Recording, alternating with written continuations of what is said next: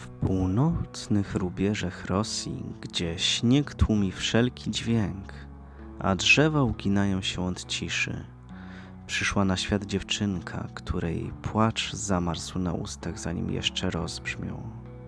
Nazwano ją Anna, ale imię miało w tych stronach znaczenie tylko dla matek.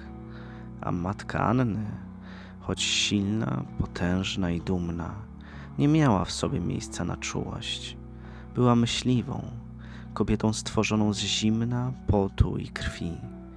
Mówiła niewiele, lecz oczy miała bystre, ręce pewne, a topór zawsze gotowy. Dziewczynka rosła u jej boku jak wilczek w cieniu wilczycy. Od pierwszych kroków uczyła się milczenia, od pierwszych słów, jakich nie wypowiadać. Życie było surowe. Śnieg palił skórę, mięso trzeba było zdobywać, a słabość kończyła się śmiercią. Matka uczyła ją przetrwania, nie dla miłości, ale z przekonania, że świat nie zna litości. Pewnego dnia, kiedy słońce ledwie przeciskało się przez korony drzew, matka zabrała Annę głęboko w las. Miały śledzić trop, potężny łoś, stary samiec znany myśli tylko z opowieści. Gdy stanęły z nim oko w oko, Anna poczuła coś dziwnego. Nie strach, nie podziw, coś surowego, pierwotnego. Łoś rzucił się naprzód jak burza.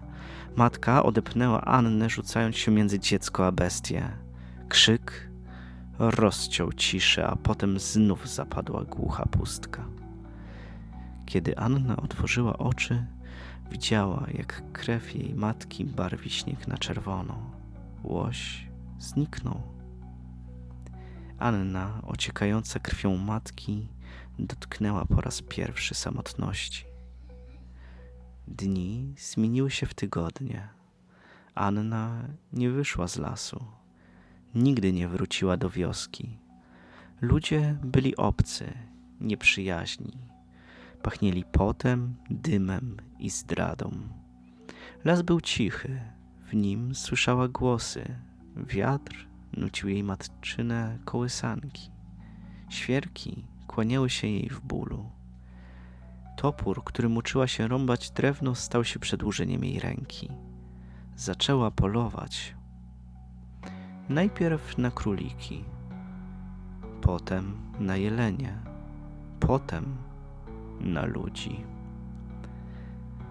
Wojna wpełzła do lasu nie jak armia, lecz jak chmura dymu. Najpierw Anna widziała ślady, ciężkie buty gniotące śnieg i łuski karabinowe błyszczące wśród mchów. Potem pojawił się zapach spalonego oleju, potu, mięsa, a potem dźwięki, obce słowa, ostre jak szkło, wypowiadane z wściekłością, rozkazem, czasem ze śmiechem. Niemieccy żołnierze rozbili obóz głęboko w lesie. Myśleli, że znaleźli schronienie. Nie wiedzieli, że ona znalazła ich. Anna obserwowała ich z oddali. Początkowo jak każde inne zwierzę. Czujna, ostrożna, ale z czasem zaczęła przysiadać bliżej. Nie polowała na nich. Jeszcze nie. Siedziała między drzewami patrząc. Uczyła się ich rytuałów, ich okrucieństwa. Zrozumiała niewiele. Widziała, jak przyprowadzają ludzi, brudnych, wychudzonych, związanych, mężczyzn, kobiety, dzieci. Przetrzymywano ich w naprędce skleconych klatkach z drutu, śniegu, drewna. Kiedy jęczeli, żołnierze się śmiali. Kiedy płakali, bili, a czasem palili. Ogień był dla Anny święty, symbol domowego ciepła, ogniska, przy którym matka piekła mięso. Ale żołnierze, oni gotowali ludzi. Tak to widziała. Więźniowie płonęli, krzycząc jak ranne jelenie. Żołnierze nie robili tego z głodu, tylko z czego? Z zabawy? Strachu? Siły? Anna nie rozumiała tego, więc zaczęła naśladować. Najpierw w nocy podchodziła blisko ich obozu. Cicho jak cień. Wspinała się na drzewa, patrząc z góry, kiedy grzali się przy ogniu. Gdy jeden z nich został sam na warcie, zrzucała śnieg z gałęzi tuż nad jego głową.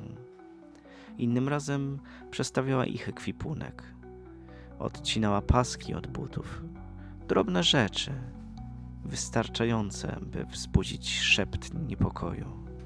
A potem zaczęła śpiewać. Jej kołysanka, cicha, monotonna, niosła się przez las jak duch. Nuciła ją z ukrycia, a żołnierze, twardzi mężczyźni, zamierali ze strachu. Mówili o wiedźmie, o duchu, o czymś, co zbliża się, kiedy zamykają oczy. Zmieniali warty coraz częściej. Bali się ciemności.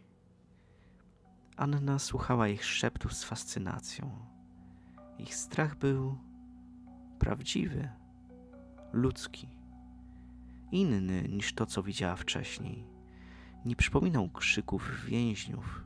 To był strach dzieci, które nie wiedzą, co kryje się w ciemności. I wtedy zaczęła zabijać. Nie jak żołnierz, nie jak myśliwy, jak coś między. Zabierała ich pojedynczo, nigdy na oczach innych. Jeden zniknął na polowaniu, inny zasnął przy ogniu i już się nie obudził. Ci, których nie zabijała od razu, spotykali się z czymś gorszym. Wiązała ich wysoko między drzewami, obnażała, czekała. Gdy ich towarzysze słyszeli krzyki, biegli na pomoc, ale znajdowali tylko pustkę, albo zwłoki, albo ślady przeciętych więzadeł. Śnieg zabarwiony dziwnymi znakami, rysunkami, które Anna robiła z nudy. Raz zostawiła ciało przy ognisku z wplecionym w usta modlitewnym sznurem i dziecięcą maską zrobioną z kory. Żołnierze opuścili obóz tego samego dnia. Dla Anny to nie była zemsta. To była nauka. Chciała zrozumieć, dlaczego ludzie palą ludzi, dlaczego krzywda potrafi być przekazywana jak prezent, dlaczego śmieją się, gdy ktoś błaga o życie. Nie znalazła odpowiedzi, ale nauczyła się, że ból ma dźwięk i że nocą, kiedy wszystko jest cicho, wystarczy zaśpiewać. I wtedy nawet najdzielniejsi wojownicy trzęsą się jak dzieci. Las nasycił się krwią, a Anna stała się jego wilkiem. Z czasem cisza zaczęła jej doskwierać. Pragnęła czegoś więcej. Wspomnienie matki, choć wyblakłe, było jedynym, co przypominało o czułości. O głosie, który śpiewał, o ręce, która osłaniała. Szukała tego głosu w śniegu, w cieniach, ale go nie znalazła. Pewnego dnia natknęła się na zagubione dziecko. Dziewczynka mała, brudna, przerażona. Anna nie zabiła jej. Zamiast tego zaniosła ją do swojej chaty. Nakarmiła, okryła starym płaszczem. Usiadła przy niej i nuciła kołysankę, której nie słyszała od lat. Przez moment wszystko było ciche.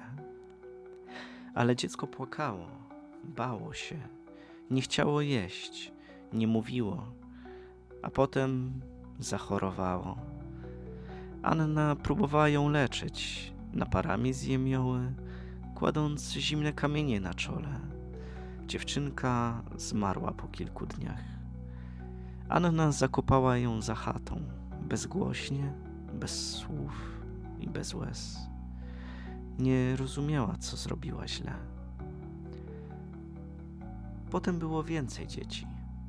Wszystkie dziewczynki z wiosek, z konwojów, z ruin. Porywała je z troską, choć brutalnie. Przynosiła je do chaty, próbując stworzyć rodzinę. Malowała im pokoiki z pni i liści. Wycinała laleczki z kory, śpiewała. Ale nie umiała być matką. Karmiła je mięsem, którego nie rozpoznawały. Krzyczała, gdy płakały. Raniła, gdy się opierały. Jedna próbowała uciec. Złamała jej nogę. Potem tuliła ją do snu. Ta dziewczynka zmarła w nocy. Z czasem dzieci przestały przypominać osoby. Były obrazami, ulotnymi śladami miłości, której nie umiała wyrazić. A kiedy umierały, chowała je. Każdej wiązała czerwoną wstążkę na nadgarstku.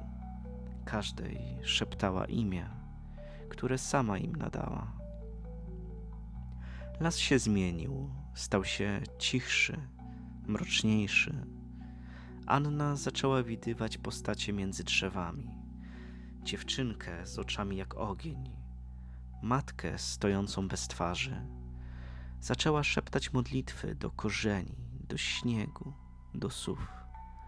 Na drzwiach chaty zawiesiła modlitewny sznur. Splątała w nim włosy, gałązki, zęby. Każdy węzeł był błaganiem o jedno, by już nie być sama. I wtedy przyszedł cień. Nie przyszedł jak zwierzę, ani jak człowiek. Był obecnością. Ciepłem, którego nie było. Głosem bez dźwięku. Anna nie walczyła. Nie musiała. Las się zamknął. Śnieg zapadł. Świat zgasł. Zniknęła.